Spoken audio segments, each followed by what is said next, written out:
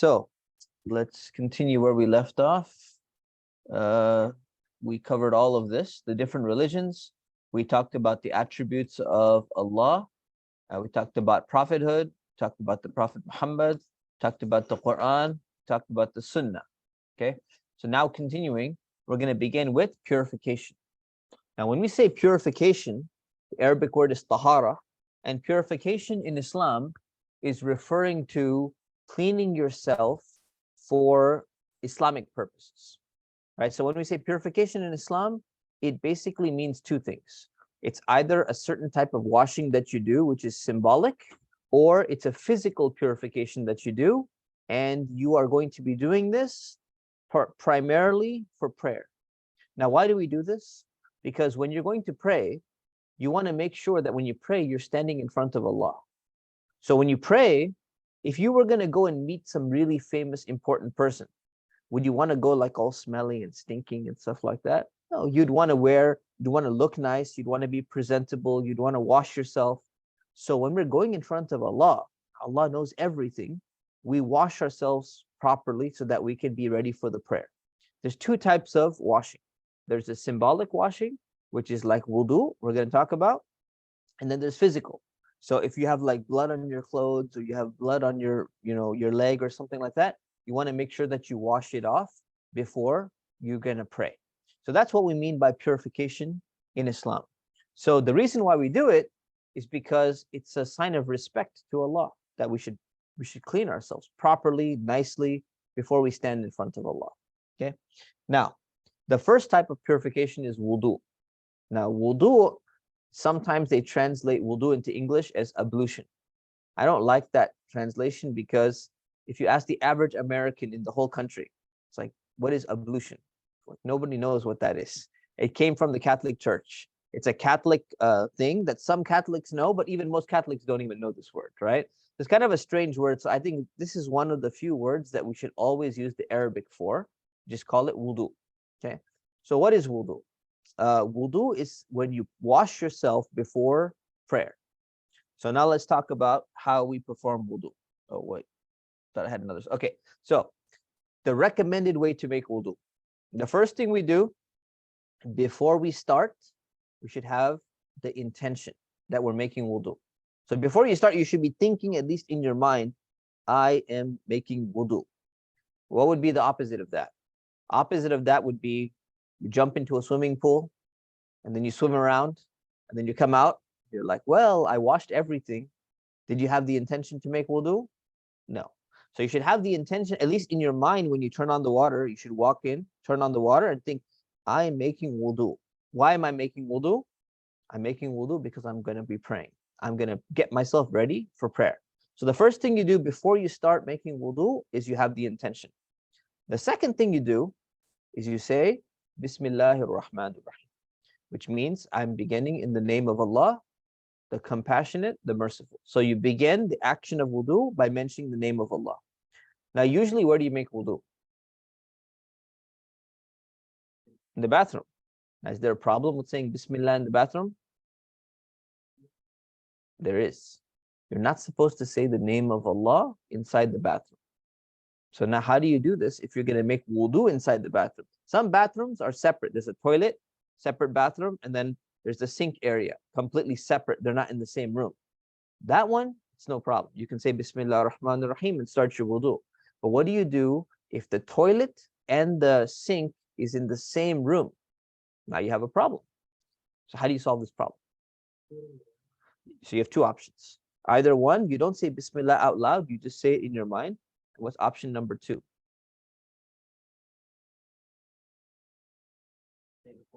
Say it before you enter. Exactly. So right before you enter into the bathroom, you say Bismillah. You make the intention, I'm making wudu. Say Bismillah ar-Rahman ar-Rahim. And then you walk into the bathroom. Solves that problem. Now, the recommended way, this is all the recommended way to make wudu. You begin by washing your hands 3 times. When you wash your hands, you wash up to the wrist and including the wrists. Okay, up to the, where the wrist bone is. And then before you rinse your mouth, it's recommended to actually brush your teeth. So you either brush your teeth with the toothbrush, or you could brush your teeth with a toothstick, If you've ever seen a toothstick, it's called a miswak. You've seen one of those? It's like actually a stick which bristles if you chew it, and you could brush your teeth with that. This is what the Prophet used to do, peace be upon him. Even while he was in the middle of wudu, or sometimes before wudu, he would go and he would brush his teeth. So that's a good practice if you can do that. Or if you don't, you can actually just take your finger, and if you have something stuck in your teeth, you were just eating lunch, you want to get that out of your teeth. So you just put your finger in there and you use it like a toothbrush, and you get whatever's in your teeth out. Then after that, you're going to rinse your mouth 3 times. So you use your right hand, you cup some water, you take it into your mouth, swirl it around, and then spit it out. And you're trying to get everything out that's in your mouth. You're trying to spit it all out. If there's any little pieces of food, trying to make sure that your breath becomes a little bit cleaner by, rinsing your mouth and cleaning your mouth with some water. Like if you ate some like really chocolatey, gooey brownies, right? What would you want to do? You don't want to just go straight and like make wudu and then you go and you have like all of this like chewy stuff and goo, all this stuff in your mouth. You want to rinse your mouth 3 times with water, and it's going to get all of that gooey goodness out of your mouth, okay? Because you want to make sure it's clean. Then you're going to clean your nose. So what you do is you take some more water into your right hand and you inhale the water into your nose. And then you blow it out and you blow it out. Now, what you want to do is you want to be careful. If you inhale too much, what's going to happen? It's going to be painful, actually. It's going to hurt, right? Or it could go all the way and it's going to start coming and feeling in your throat. So you don't want to inhale too much, right? But you don't want to not bring anything into your mouth. Some people, they're just like, they take the water and they just like dip their nose into it and like nothing goes in. That doesn't do anything. The goal is to actually get the water into your nose and then you blow it out. So all that stuff that's in your nose, that should, all the junk and stuff like that, it actually comes out. So you're going to do that 3 times. Then you're going to take both your hands and you're going to fill them with water. The water's running, and you're going to wash your entire face 3 times with water. So you're going to fill it again, 2nd time. You're going to fill it again, the 3rd time. And you're going to get the entire face. So the entire face means from here to here, and from here, top where the hair grows, to the bottom of the chin at least. So the entire face should be wet each and every single time. It's going to be 3 times. And then if you have a beard, what you're supposed to do is you're supposed to get some more water, and you're supposed to comb through your beard like this with some of the water. So you comb through your beard so that the little bit of water gets inside your beard. And this is something that the Prophet, peace be upon him, used to do, and he told us that we should be doing it as well. And then you're going to wash both your arms. You're going to start with your right arm.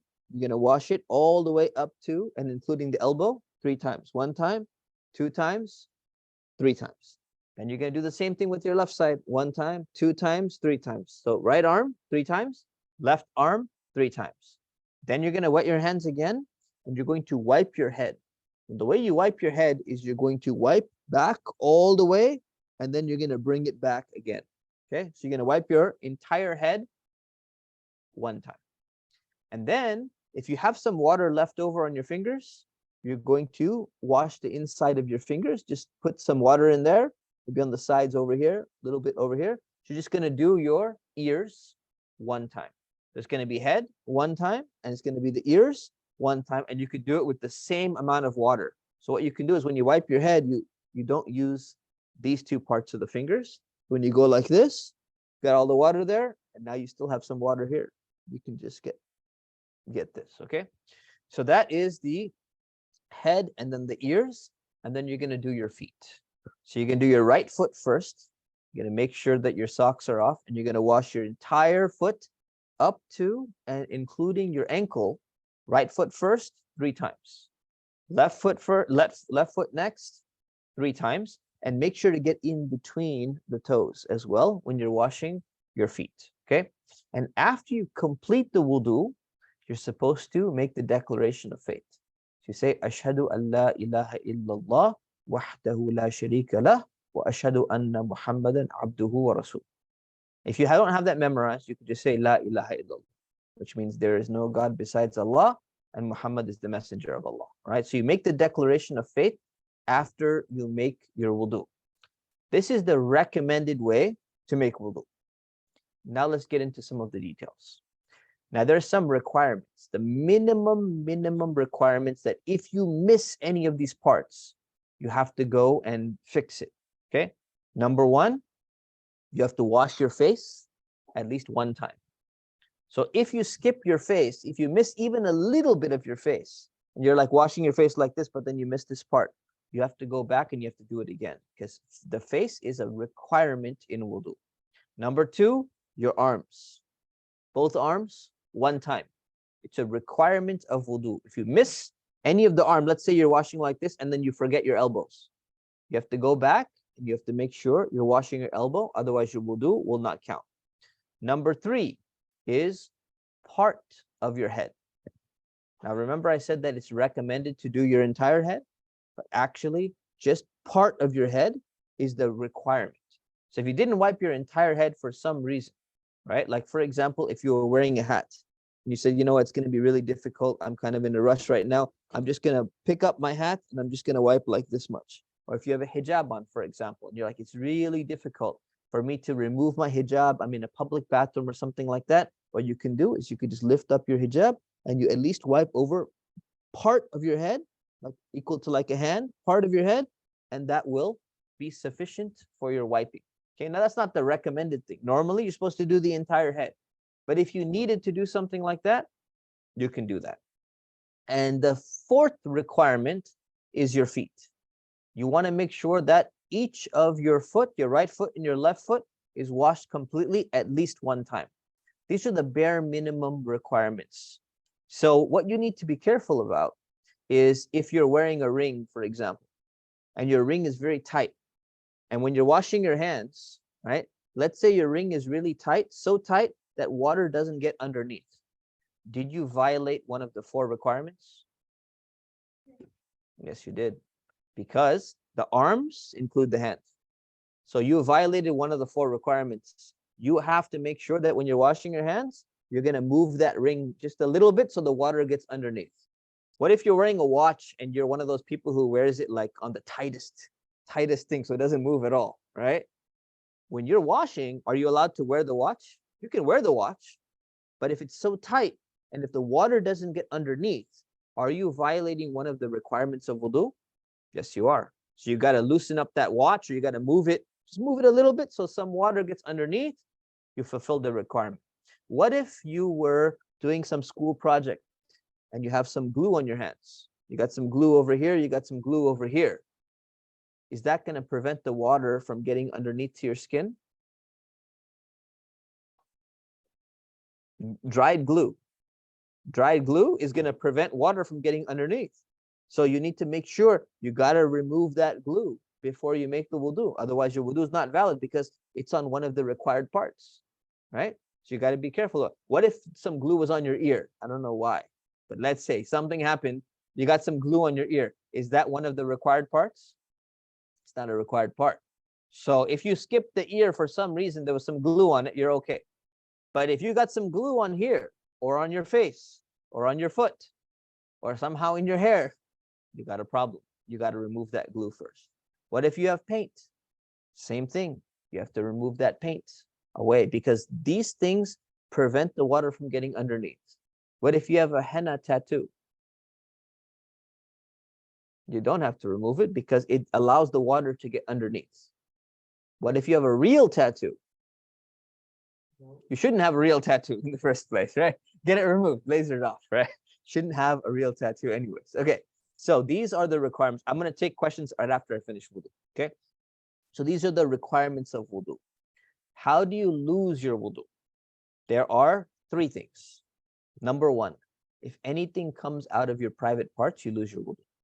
What comes out of your private parts? Any type of urine, the front, any type of, stool, poop comes out from the back, any type of blood or something like that, pre-seminal fluid, semen, any of these things that come out of your private parts, it's going to break your wudu. Number one. Number two, if you pass gas, it's going to break your wudu. And number three, if you lose consciousness, it will break your wudu. So how do you lose consciousness? One way, go to sleep. If you're sleeping, you lose your wudu. Second way, if you faint. So if you faint for some reason, you have to make your wudu again. You also lose your wudu. So three things cause you to lose your wudu. Anything coming out of the private parts, passing gas, losing consciousness. There are some people have this idea that like if you change a baby's diapers, you lose your wudu. Or if you touch something, like if you touch blood, or if you touch some stool or something like that, or if you pick your nose, or if you do something like that, none of these things break your wudu. Okay, so there are some other opinions, but I'm not going to get into that. This is primarily the main thing that you should know. And lastly, when do you need wudu? Why do you need to know about this wudu? We said you need wudu for what? Why are we learning about wudu in the first place? When do you need it? To pray. And there's one more reason why you need it, to hold the Quran. So when you're holding the Quran, you're supposed to have wudu when you touch the Quran. Now, what is the Quran? The Quran is the Arabic Quran. If you have a translation of the Quran, it's only in English.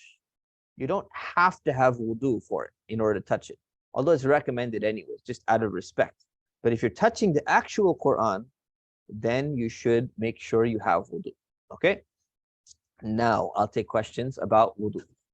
Yes. So if somebody even without having socks, they wipe over their foot once without having socks, and their wudu time. The wudu does not count. If you only wipe over your feet, but you don't wash your foot properly, then it's not going to count. So you have to use enough water that you're washing it, not just like wiping a little bit over your foot or something like that. What if they like actually believe you're supposed to wipe?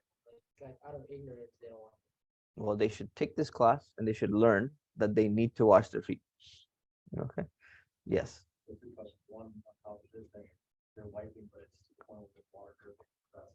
So if you're wiping over your foot to the point that water starts dripping off, that's called washing. So as long as water starts dripping off, there's enough water, the wiping turns into washing. We're getting there. We're getting there today. So injuries will come. Okay. Any other questions about wudu? Yeah. Throwing up also big.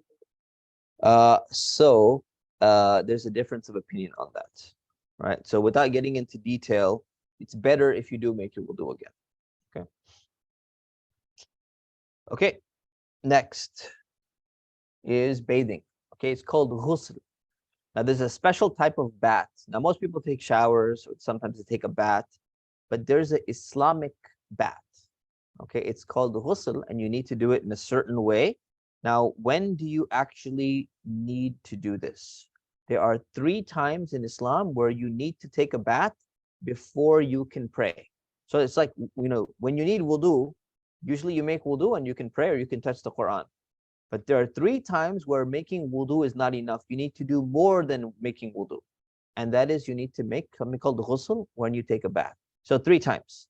Number 1, if adult fluid comes out, known as ejaculatory fluid, out of man or a woman, that is going to require you to take a bath.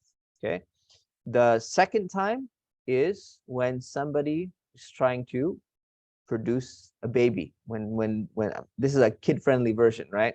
But you guys understand what I'm saying. So when 2 adults are trying to make a baby, when that happens, they need to go and take a bath. They must make ghusl. And number 3, at the end of the menstrual cycle of a woman. So these are the 3 times where taking a bath or making ghusl is a requirement. Wudu is not enough before you are going to go pray or before you're going to go touch a copy of the Quran. So why do you need it, right? So I just mentioned you need it. If any of these 3 things happen, adult fluid, ejaculatory fluid comes out, men and women are trying to produce baby, or menstrual cycle ends. When one of these 3 things happen, you're not allowed to pray, touch the Quran, just like wudu, but you should not recite the Quran, and you should not enter into a masjid until you perform ghusl. So there's 4 things. So there are 2 things for wudu, touching the Quran and praying, but there's 2 more things. Reciting Quran, even if you're not touching it, even from memory, reciting Quran out loud You don't do it when you're in the state where you need ghusl. And it's called janaba. That's the name of the state. And number two is entering into a masjid until you have performed the bath or the ghusl. Okay, so that's why you need it. How do you perform it? It's similar to wudu. You start by having the intention. So your intention is, I'm not just taking a shower because I was exercising and I want to just, remove, I'm all sweaty, I just want to take a shower. You should have the intention. Say, I'm taking a bath or I'm taking a shower because I'm in this state. One of these three things happened, and now I need to do this in order for me to pray again. So you have the intention. Number two, before you go in, you say Bismillah ar-Rahman ar-Rahim, and you do it before you enter into the bathroom area, if there's a toilet there. Number three, it's recommended while you're taking this bath or this ghusl, you're going to actually make wudu while you're in the shower or while you're in the bath. So you actually perform wudu and then you wash the rest of your entire body. Now, the difference here is some people get confused. They're like, well, if I take a bath, right? Some people, they take a bath, like they sit in a bathtub and they never dip their head inside the water. Right? Has anyone done that? Taken a bath, not dipped your head inside the water? Never done that? You've done that. Yeah, I'm sure you've done that. All right. Sometimes people take a shower, especially girls, and they don't wash their hair, right? Because it takes a long time to dry or something like that. That is not ghusl. That's a shower. Ghusl, or this bath, this is the Islamic bath or the Islamic shower. When you need it for one of these three reasons, you have to wash every single part of your body, head to toe. Okay, you cannot skip any part. And you need to make sure you get to all the hard to reach places. You need to get under your arm, inside your belly button, all of these things. Make sure you get water every single place in order for it to count. Just like wudu, you want to make sure you're washing your whole face. Don't skip any part of your face. Your whole arm up to the elbow. Don't skip, don't stop like right here. You gotta go all the way. Same thing with the ghusl. You need to make sure you wash every single part of your body, and not a single part should remain dry in order for your ghusl or your bath, your Islamic bath, to count. Okay, so that is ghusl or bathing. Questions on this? Yeah. Okay. Yes. That's it. That's I mean, the requirement is just making sure everything gets wet. Tension is recommended, Bismillah is recommended, making wudu is recommended. Okay. Okay. Toilet manners. Okay, so Allah has taught us, Islam teaches us even the right way to use the bathroom. So when we go to the bathroom, when we use the toilet, it's very, very important we pay proper attention and we do things correctly. Okay, so pay close attention. Yusuf, you're listening? Okay, good. All right, so first thing is, when you go to the toilet, you should make sure you're secluded, that nobody else can see you, right? So sometimes people will go hiking and they're like, oh, I'm going to go to the bathroom. And they like go in the bathroom and they don't, if you need to go to the bathroom, let's say you're in nature, there's no toilets around, at least go behind a tree or behind a bush where no one else can see you. Don't just like go right there and then people can just walk in and see you, right? Same thing in a bathroom. Try to always pick a secluded area. Some places, some bathrooms and stuff, they're not even secluded. Some people don't even lock the door. People walk in. That's not part of Islam. So make sure you're alone. You're in an isolated, secluded area, like there's a stall or there's a door so no one else can see you. That's number one. Number two, do not take anything that has the name of Allah written on it in Arabic into the bathroom, unless it's in your pocket or it's in a backpack or it's not visible or something like that. Quran too. Quran too. So sometimes people, they wear like a chain. It's got like a Allah on it or something like that. If you're going to take that into the bathroom, you got to cover it up. So you put it inside your shirt. Sometimes people, they're going to wear a shirt that has like Bismillah ar-Rahman ar-Rahim. What's the problem with wearing that shirt? You're going to walk into the bathroom, you have the name of Allah displayed in the bathroom. So that's disrespectful. So what do you got to do? You got to cover it up. You put a sweatshirt on, you change your shirt. If you have a book or something like that, it's like you have a copy of the Quran. Either leave it outside or put it in a backpack and then take it inside the bathroom. So You're not supposed to take anything that has the name of Allah written on it into the bathroom. The same way you're not supposed to mention the name of Allah in the bathroom. That's why we say Bismillah ar-Rahman ar-Rahim before we enter, or we could just say it in our mind. Number 3, do not use the bathroom in a way that's going to harm other people. How can other people be harmed? Well, there's a few ways. One of them is, one of the things that used to happen is during the time of the Prophet Muhammad, peace be upon him, they used to go outside to the bathroom, like random places. And sometimes people, they would go to the bathroom on a public trail. Now imagine, anyone been hiking before? Okay. Imagine somebody, there's a trail and then there's like trees and stuff around. Imagine somebody, instead of going behind a tree, they go to the bathroom on the trail. And then you're going to have to like walk right past where they went to the bathroom. You might step in it. It's going to smell bad. The Prophet said, don't do that. There were some people who did that. He says, you know what? This is very bad. Do not go to the bathroom in a place where other people are going to be passing by. Go in a private place. Likewise, some people, what they do is when they use the bathroom, they go to the bathroom and they leave drops of their own stuff on the toilet seat. And then they leave. And the next person comes in, and guess what? They have to sit there and they have to look at your stuff that you've left behind. That is harming people in a way. So you do not go to the bathroom in a way that's going to harm others, because that's harming other people. So be very, very careful about that. Number 4, when you enter into the bathroom, when you walk into the toilet area, you're supposed to make a dua. You say, Allahumma inni a'udhu bika min al-khubuthi wal khaba'ith. Say, oh Allah, I seek refuge in you from impurity and from filth, from impure things. All right, so this is one translation. There's another translation about it being like the male and female devils.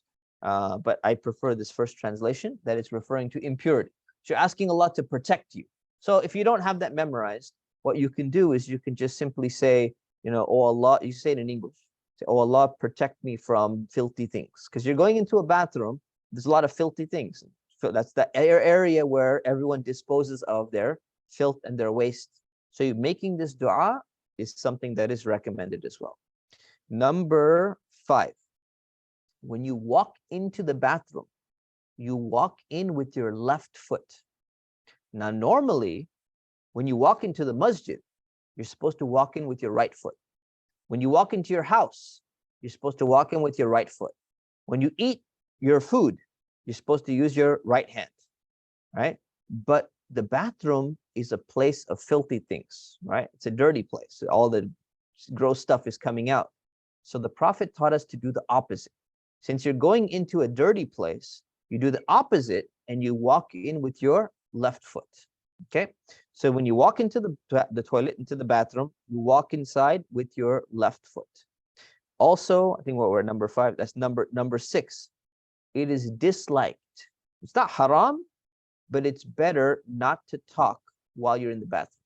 Some people have long phone conversations, they're having conversation with somebody else. This is only if it's like really, really important. It's recommended to not talk when you're inside the bathroom. Okay, so number 6. Number 7, when you clean yourself, right, you are supposed to use your left hand. So when you eat, you use your right hand. When you shake somebody's hand and you say, Assalamu alaikum, use your right hand, okay? But when it comes to the bathroom, because you're doing something that's kind of gross, right, it's something that's filthy, you're going to use your left hand instead, which kind of makes sense too. If you're going to clean with your right hand, then you come out of the bathroom, oh, Assalamu alaikum. It would be much nicer to have used the other hand, even though you washed it, right? There's like a symbolic, mental thing about it. So the Prophet taught us to do all good things with our right side, our right hand. But when we're doing dirty things, we do them with our left hand. So when you go to the bathroom, when you're going to clean yourself, you clean, whether you're using toilet paper or whether you're using water, you're going to clean with your left hand. Okay, so that's one other thing. When you clean, you're supposed to use one of 2 things when you clean yourself in the bathroom. Either you use water or you use a solid substance to wipe off the impurity from the front as well as from the back. And if you're using a solid substance, you're supposed to wipe at least 3 times rather than just once, because one time may not remove all of the stuff. Now, do you know what they used to use in the time of the Prophet? They used to use rocks. So they would actually grab some like stones, some smooth, like little bit smooth rocks, and they would use rocks and they would clean. So if they were smaller stones, like maybe like this big or something, they would use 3 of them and then they would throw them away and they would get cleaned, by the nature and the wind and things would get blown away and stuff like that. But if they had a really large one, they could use 3 pieces of that, 3 sides of that. So they would be wiping 3 times. They would use rocks for the solid substance, or they would use water, or they would use both. So you can do the same thing. Which one is the best to use? Water is better because it removes the impurity more, right? So think of this example. One person gave this example. It's a little bit graphic, but it makes sense, right? If you ever eaten like something like chicken tikka masala or like some type of like very highly seasoned food with your fingers, right? And you get like the oil stuck on your fingers, right? If you go and you get some tissue and you just like rub it like this, you still have the residue there on your fingers, right? When you wash it off properly, that's when it comes out. You don't feel the same just wiping it on a tissue. Exactly the same thing. Water cleans better. So it's always recommended to use water whenever you can. And that's why what Muslims do is they'll have water sprays. Every time you go to someone's house or you go to the masjid, they'll either have a water spray or they'll have like a little spout where you fill it with water so that you can pour it, you can clean yourself with water. And a lot of Muslims will have like little bottles with them. When they go into the library, they go into the airport, they're going to fill up water and they're going to use the water inside the toilet. I got this little cool collapsible bottle I keep in my backpack. Just fill it up with water. You can reuse it. You can, use a plastic bottle or whatever it is. So it's very important to use water. That's highly, highly recommended. But if you can't find water, then you have to use something that's a solid substance like toilet paper. Right? Use that, and you have to wipe at least 3 times or more. If you wipe 3 or 5 or 7 odd number of times is recommended, and you're supposed to be wiping with your left hand. What you do not do is you never leave the bathroom without cleaning and without wiping. This has unfortunately become a very common practice in America. People, especially men, they go to the bathroom and they use a urinal. And what do? After going to the bathroom, they just zip up and they walk away. They either don't wash their hands and they don't clean themselves. And this is something that's very serious in Islam. This is haram. It's haram to not clean yourself after you use the bathroom, front as well as the back. A lot of people, they're skipping the front. They just don't even care. So it's very important that you have to wipe at least 3 times or use water. All right. When you're done, and by the way, when you're using water, so you're going to pour with your right hand. If you're pouring, you're going to pour with your right hand, and you're going to use your left hand to actually clean your rear area, your back end of your area, so that it's completely clean. Some people who are not used to this, they're like, you're gonna touch yourself, and you're gonna like, that's kind of gross. You're gonna wash your hands afterwards, but it's better that you're clean than, especially in the summer, if you don't clean yourself properly, then you put your pants back on, and then it's heat, you start sweating, and that stuff starts coming out into your pants. It's disgusting. So it's a gross culture. A lot of people, they don't clean themselves properly. A Muslim is supposed to clean themselves properly when they use the bathroom. So you finish that, and then when you exit the bathroom, you walked in with your left foot. How do you walk out? With your right foot. So when you walk into the masjid, you walk in with your right foot. How do you walk out? With your left foot. Okay. So there's an order of doing things in and out. So with the bathroom, flipped around. Okay. You walk in with your left, you walk out with your right. And when you walk out with your right, you say ghufranak. Recommended. Ghufranak means, oh Allah, I ask you for forgiveness. Why? There's a few reasons. One is that you were not supposed to remember Allah while you were in the bathroom. So you were not thinking of Allah at all. You were not saying something. So that's one reason. And 2, you may have done something mistake or something like that in the bathroom. So you ask Allah for forgiveness, like saying astaghfirullah. And lastly, you wash your hands. Okay. So these are toilet manners in Islam. Questions? Yes. This one's actually about wudu. I just remembered. You remember the wudu, okay? So there's this one.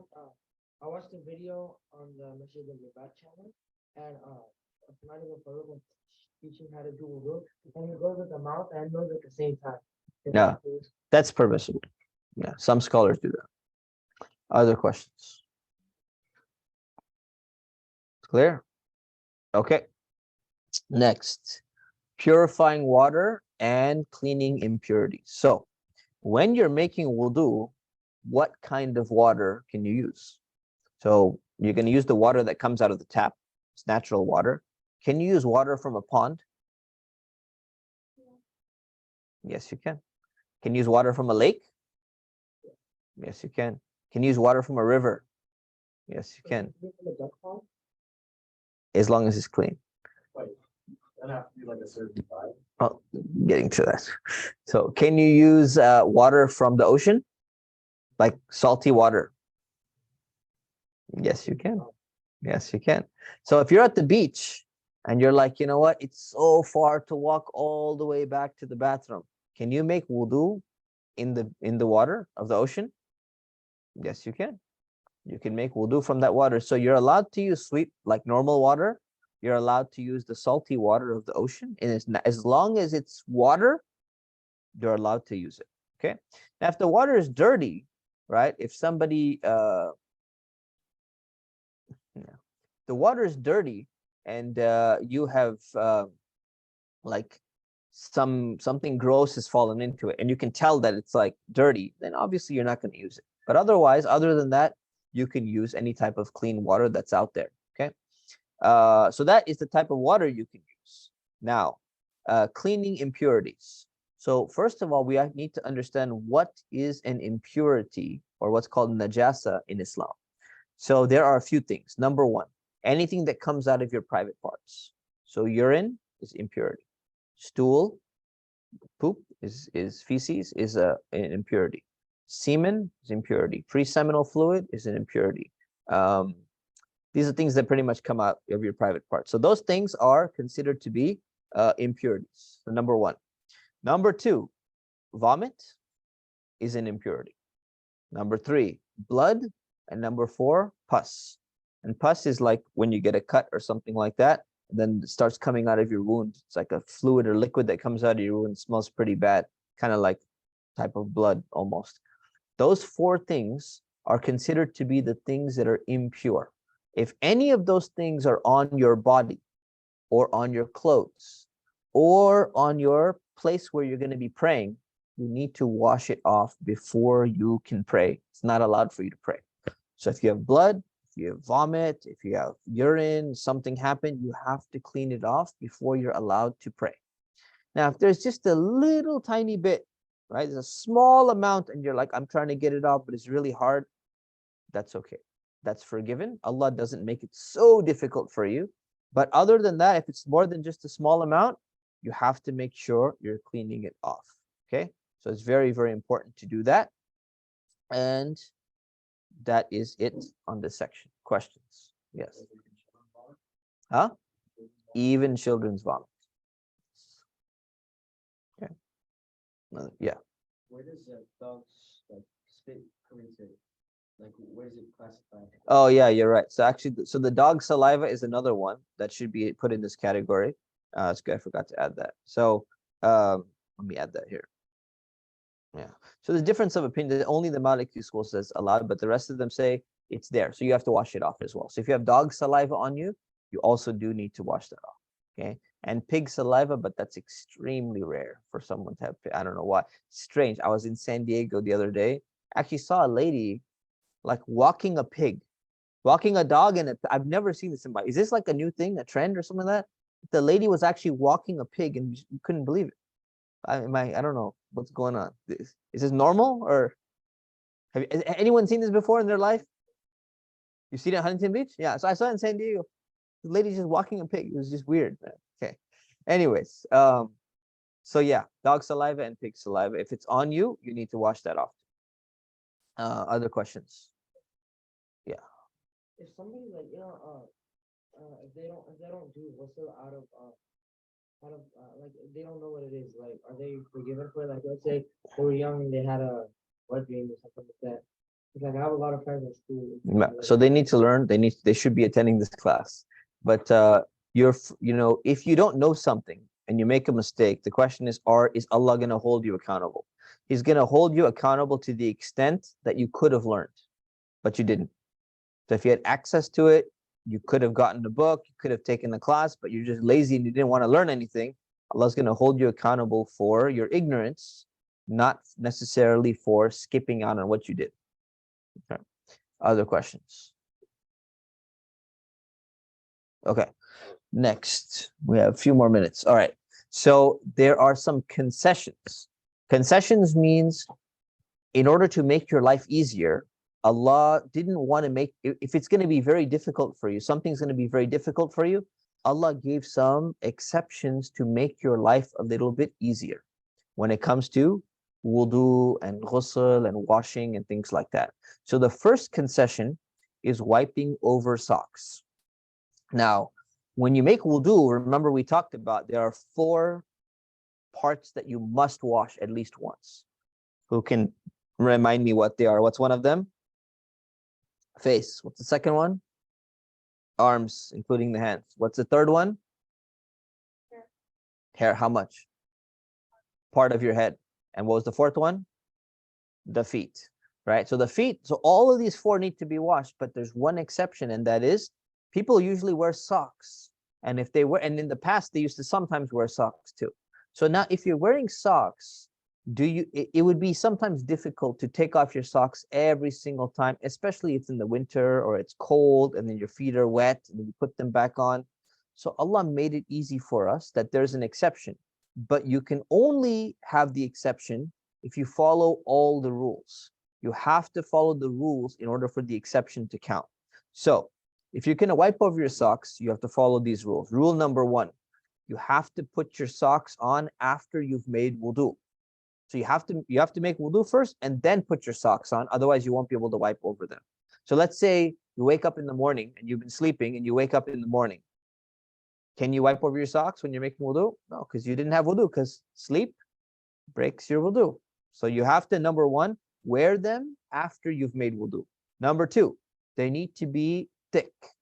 Now what thick means is that they're thick enough that when you wipe over them, the water doesn't start going straight onto your foot.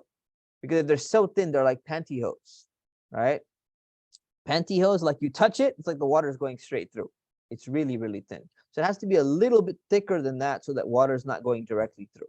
Number 3, it needs to cover up to your ankles. It has to cover your whole foot and has to cover your ankles. So those no-show socks that are like under the ankles, you cannot wipe over those. And the reason is pretty clear. When you wash your feet in wudu, do you wash up to your ankle? You do, including your ankle? Yes. So the same part that you have to wash in wudu, your sock has to cover that entire area. Otherwise, you could just wear like a half, like, I don't know, a wristband around your shoe and be like, oh, I'm just gonna wipe over that part, then I'll wash over the rest of the part. You have to wear the sock that covers every part of your foot, including the ankles. Okay, that's number 3. Number 4, you only have 24 hours to wipe over your socks. This is what the Prophet said. You have 24 hours is 1 day. So if you're gonna wipe over your socks, you get to do it for 24 hours before you have to take your socks off. If you're traveling, you can do it for 72 hours, which is 3 days. Okay. And if the period ends, you have to take your socks off and you have to wash your feet again. So that's number 4. Number 5, if you remove your socks, you can't wipe over them anymore. You have to make wudu again and then put them back on. And lastly, number 6, when you wipe over your socks, are you actually cleaning your feet? You're not cleaning your feet, right? So when you wipe over your socks, you wipe over the top of your sock. So if this is your foot, you're going to wipe over the top part of your sock. There are many people, they wipe underneath their sock, thinking that they're somehow cleaning their socks. You're not cleaning your socks. This is symbolic. So what you're doing is you're wiping over the top of the sock only. And what you're going to do is you're going to wet both hands, and then you're going to wipe over both socks. You could do 1 and 1, or you could just do both at the same time. Right hand for the right sock, left hand for the left sock, and you just wipe from the front and you wipe up like this. Okay, so that is wiping over socks. You got to meet those 6 requirements. Any questions on wiping over socks? Nope.